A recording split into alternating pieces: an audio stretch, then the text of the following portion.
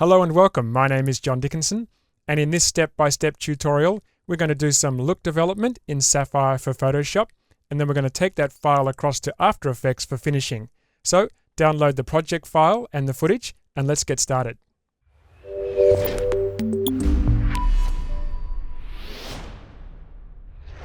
Okay, so here I am in Photoshop and I've got a text layer, but I need to import my video footage.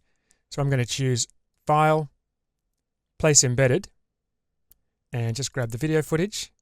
When I hit enter, you can see this has been converted into a smart object. So I don't need to right click and choose Convert to Smart Object. And the reason you would use a smart object is because that when you apply a filter, that becomes a smart filter, and that means that you can make changes later. Just bring this down below the text. Come up to the filter menu and choose Boris Effects Sapphire, and this is going to launch the Sapphire Effect Builder interface. Now for resolution, I'm just going to choose Fit, and I'll just bring this node up here. Just give myself a little more space here. Right mouse button just for the hand grabber tool, just to recenter those nodes. Alright, so we're going to come up with a look for this shot, and then we're going to take that across to After Effects. So the first thing I want to do is give this a color treatment, and for that I'm going to use the new Color Fuse Looks effect by typing in Color and double-clicking Color Fuse Looks. So you could grab the effect and drag and drop it down here in the workspace, but just double-clicking is a faster way to do that.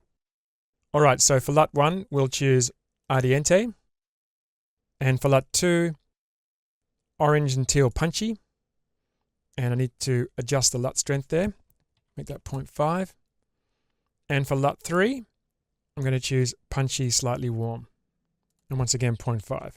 I was just playing around with these different LUTs, and I just found that that was a nice mix for this look. Okay, next we'll add a lens flare. Once again, just search over here in the effect panel. Double click lens flare. That adds it below Color Fuse Looks.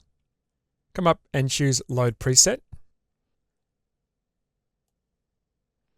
And I'm just going to do a quick search over here for Rainbow. And I want this one here, Chasing Rainbows. Well, I want this to kind of look like an approaching train.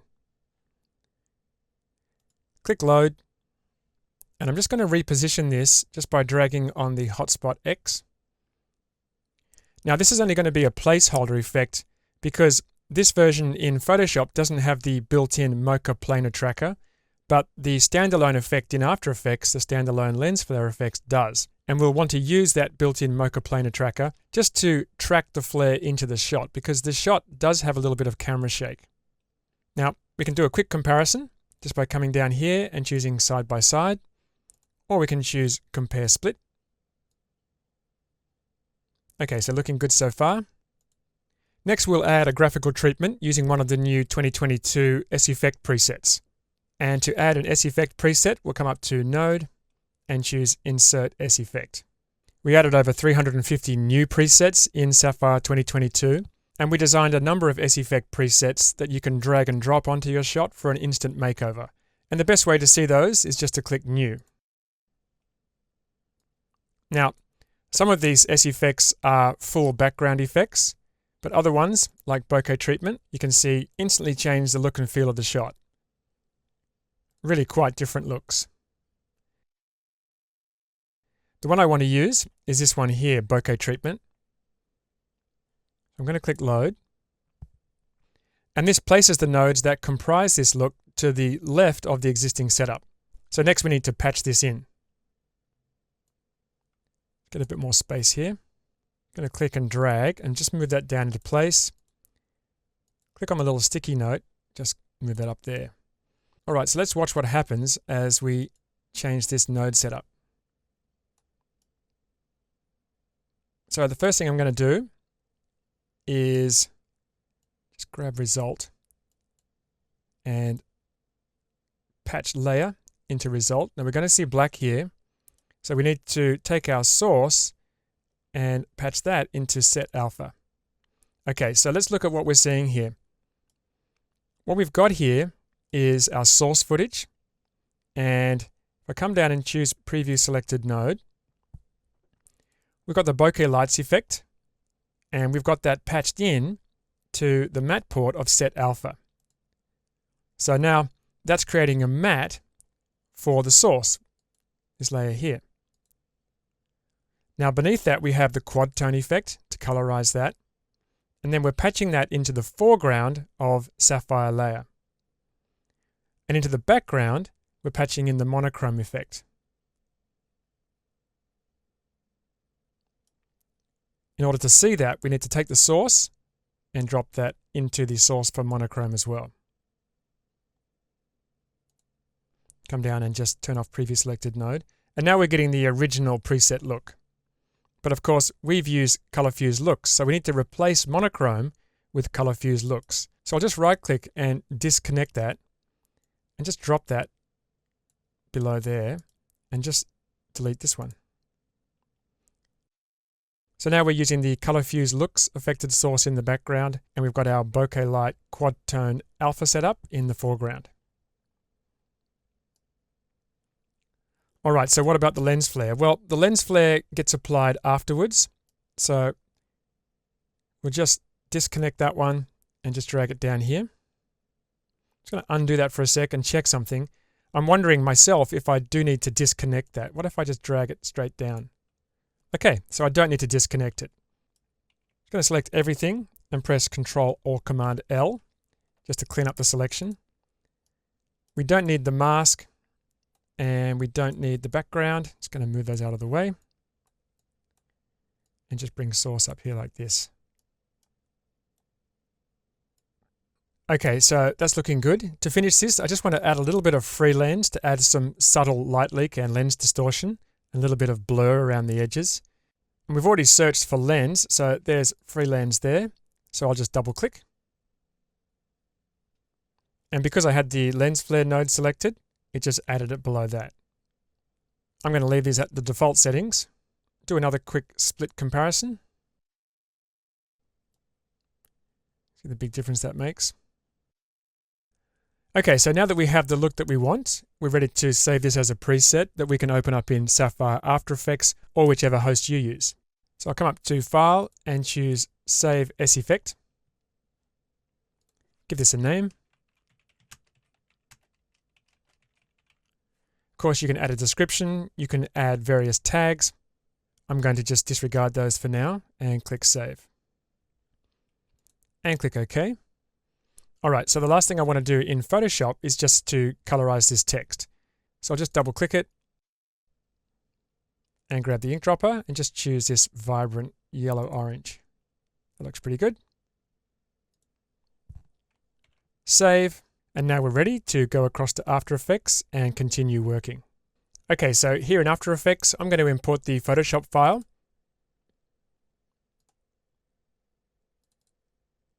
This one here. And just choose the default settings. Now, we will get an error message because After Effects doesn't understand Photoshop video layers, but that's okay. That was totally expected. So I'll open up the comp, and you can see down here, here's the layer that was the video layer. That's now just a PSD.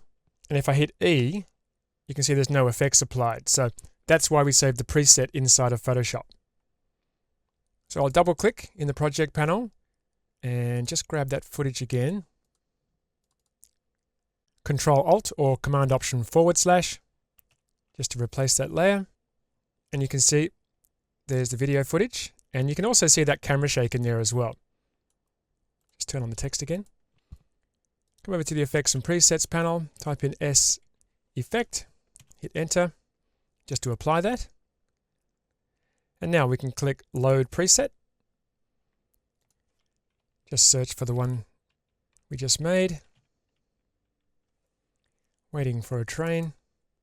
Double click to apply. And that's exactly the same as the look that we just had in Photoshop. So first of all, we need to turn off the lens flare because, as I mentioned, the builder version of lens flare doesn't have the Mocha Planar tracker. So we need to apply that separately. So I'll click on Edit Effect to launch the builder interface and just delete the lens flare. And click OK. All right, so in Effects and Presets, I'm going to type in S_lens and double click lens flare. Click on Load Preset and load the same preset that I chose in Photoshop, which was chasing. rainbows. Double click. Okay, now we're going to position this in the tunnel by using the Mocha Planar Tracker. And that's also going to make sure that it moves with the camera movement in the shot.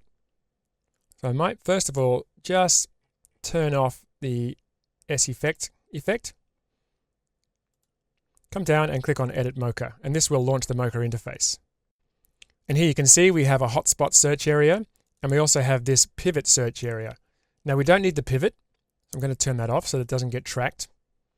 And we want the hotspot to be just here in the mouth of the tunnel.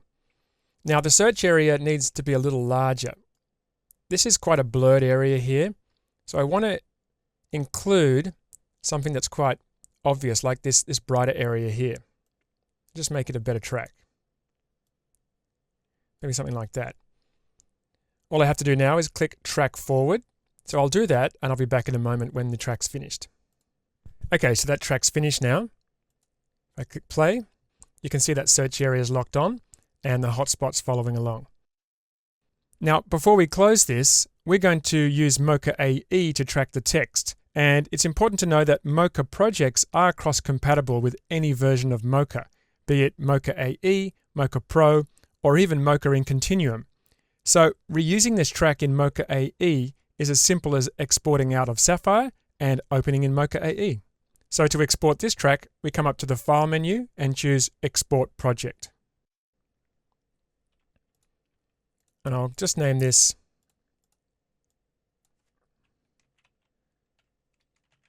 Waiting for a Train. And I'll just put this on the desktop. And we'll grab that in a moment. So make sure I've saved. And there's just a couple of things I want to do before we preview this. The first is just turn off this little dot here. This is part of the lens flare. So I'll click on Edit Lens. And it's actually named Reflected Dot. So I'm just going to uncheck that and click OK. All right, so let's remove that now. Next, I want to add a couple of scale width keyframes because that will make it seem like the train is approaching the platform. So I'll just click and set a keyframe, and we'll make this maybe 200. That's good. Hit end to go to the end of the timeline, and we'll make this 400.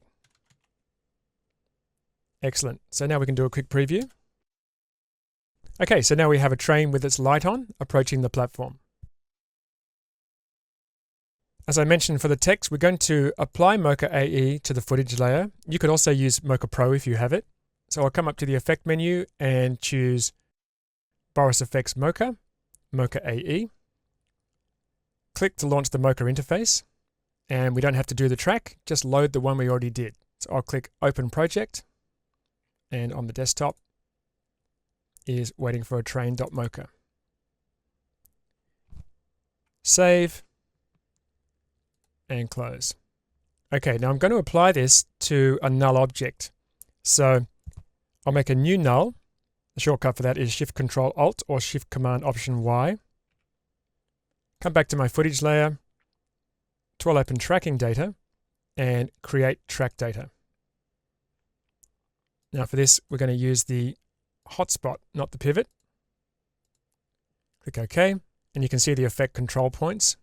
We're not going to use corner pin, we're going to use transform, and the layer to export to is the null. And you can see the null down here, so watch what happens when I click Apply Export. There we go. Top left corner of the null is now right on the hotspot. And you may be wondering, well, aren't we supposed to be tracking the text? Why did you do it to a null? And the reason we did that is because we're going to parent the text to the null. And this gives us a lot more flexibility. So now the text is tracked into the shot. And because we haven't applied keyframes to the text, but to the null, we're free to position the text anywhere we want and still have it tracked into the shot. Because if it gets too close to her shoulder, she's going to go in front of it, which isn't a bad look. You could do a bit of roto inside of Mocha and have the text go behind her shoulder, which could be quite good. But I'm just going to position it maybe about there, maybe a little bit so that the G is in front of the light. just like that. Let's do a quick preview.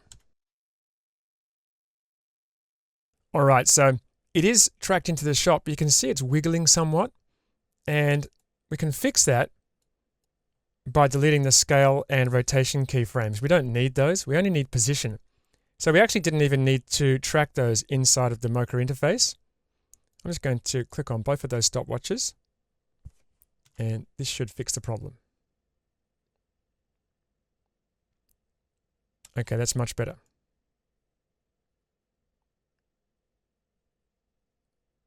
So I'll come down and I'll turn back on the S-Effect layer, and I want to apply a little bit of Ultra Glow to the text. I'll just search for Ultra Glow. Now I've applied it to the footage layer. Let me just cut that and just paste it back onto the text. Excellent. Might choose a slightly brighter orangey yellow, like that. And let's set the blend mode for the text layer to add. That's nice. Gives it a bit of a glow. Maybe a little too wide. Just bring that down a bit. Something like that. Maybe just increase the threshold a bit. And decrease the brightness. That's nice. Now we get this sort of really hot ping when it goes over the train light. Might need to be a little bit wider maybe. It's a little bit tight. Maybe something like that. Let's also come down to the footage layer, and we haven't really done anything with the setup that we created in Photoshop. Come down to bokeh lights, and let's just try a few different random seeds just to see if we can get a better placement of those lights. We don't really want it to go over the talent's face, but it's nice that we can try different seeds and just get them into a different position. That's quite nice.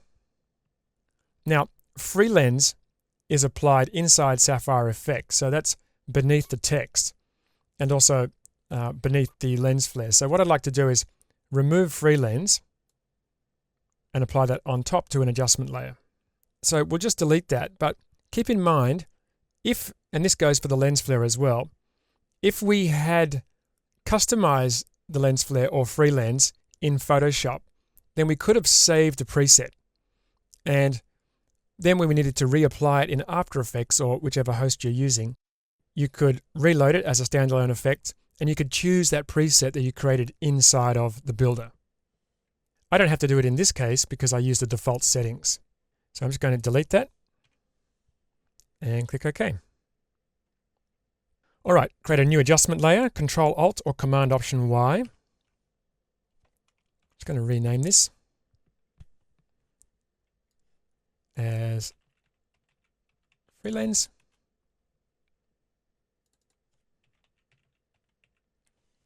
And apply that over the top. And we could, if we wanted to, just click on Load Preset, take a look and see whether there's some other looks that we prefer. It's always nice to have a bunch of presets to choose from. I generally just will apply an effect and I'll click through here and see if there's anything that's close to the kind of look that I'm after. That's actually quite nice. Makes it a bit more magenta. Obviously, some of them are going to be a little over the top. Dreamy is quite good as well. I think though I might just go with the default. Still adds a little bit of light leak and a little bit of distortion and blur, which is quite nice. So hopefully that shows you a possible workflow for setting up a look inside of Photoshop and then taking that look across to whichever Sapphire host you're using and continuing to develop it for final output. Okay, so how did you go? If you have any thoughts or questions, just leave a comment. Those of you who haven't tried Sapphire before, you can learn more and download a fully functioning demo at borisfx.com.